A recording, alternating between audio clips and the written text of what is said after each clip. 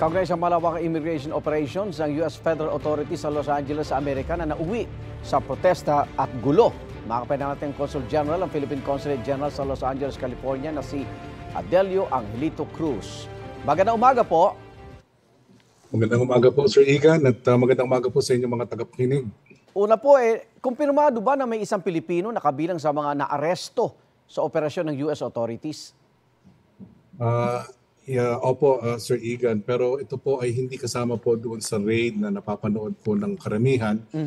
Kasi nagkaroon po ng raid dito sa labas ng isang Home Depot Center, pero hindi po siya kasama doon. Siya po ay naaresto dahil isa po ito sa mga operasyon po ng ICE. So sa bahay po siya inaresto, kasama po ng ICE official at isang parole officer.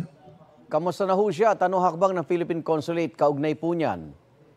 Well, nung nabalitaan po namin, agad po kami nakipag-ugnayan sa ICE contact po namin at nakausap na rin po namin ang kamag-anak, ang kapatid ng kababayan natin. So, alam na po ng ating kababayan na kami po ay handa tumulong sa kanya. At sa sitwasyon po ngayon, nakikiusap po yung pamilya kung maaari po ay panatiliin po ang kanilang privacy. No? So, gusto ko lamang pong ipaalam na nakontak na po namin ang pamilya ng kababayan natin at handa pong tumulong ang konsulado sa kanya. Ano po ba susunod na proseso niyan? Siya ba'y pababalikin ng Pilipinas? Well, doon po sa balita, dahil sa po ay nahatulan ng dalawang krimen dito sa Amerika, we expect po na siya po ay madideport pabalik ng Pilipinas. Ano pong krimen yun? Well, nahatulan po siya ng theft. At yung isa po medyo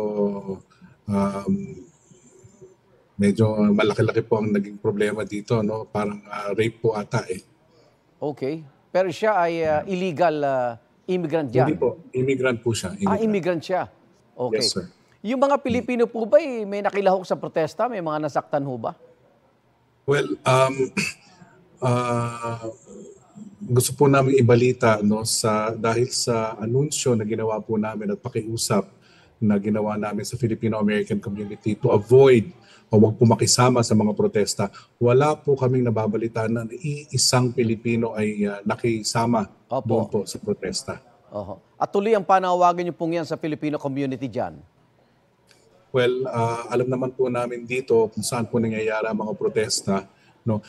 Sir Igan, gusto ko lamang po ipahiwatig na ang mga nangyayari po ngayon dito ay concentrated po ito sa mga federal buildings.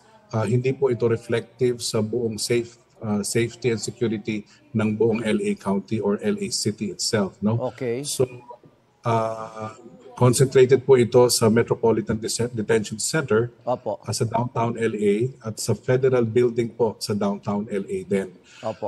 Umiiwas naman po ang ating mga kababayan, hindi po sila pupunta doon, hindi po sila sumasama. So in general, safe po ang Filipino-American community dito sa LA. Maraming salamat, Consul General ng Philippine Consulate General sa Los Angeles, California, Adelio Angelito Cruz. Ingat po kayo. Maraming salamat, sir. Ingat din po. Igan, mauna ka sa mga balita, mag-subscribe na sa GMA Integrated News sa YouTube para sa iba't ibang ulat sa ating bansa.